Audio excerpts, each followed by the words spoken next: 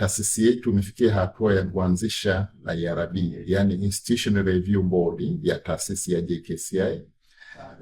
Mimi kama memba ninafurahi kupata nafasi hii kwamba, na vile vile nafurahi kwamba taasisi inakuwa na Institutional Review Board ya kwake, kwa sababu sisi kama taasisi ya moyo, ya upasuaji wa moyo na taasisi ya magonjwa ya moyo nchini, ni kwamba tuna data nyingi sana na tunahitaji kufanya research kubwa kuhusiana na magonjwa ya moyo, ili mwisho wa siku jamii na taifa zima linufaike na uchunguzi utakao kunafanyika kutokana na wagonjwa ambao tunawatibu hapa kwenye taasisi ya. Bodi hii itatusaidia kama JKCI kuhakikisha kwamba hatukiuki masharti na vigezo ambavyo vinatakiwa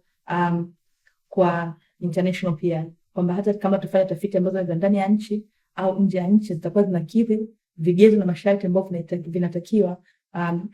kwa tafiti zinazofanywa kwa wanadamu. Kwa hiyo bodi hii inatupa platform kama wana JKCI, lakini vile inatoa platform kwa watu wa nje watakapokuwa kufanya tafiti zao, kuhakikisha kwamba tunaenenda katika taratibu zinazotakiwa kuhakikisha wanadamu wanaofanyiwa research au tafiti zinafanywa juu yao zinaenenda sawa sana ambavyo inatakiwa, kwa kufuata vigezo na masharti muhimu kwa usalama wa hali za wananchi na jamii kwa ujumla.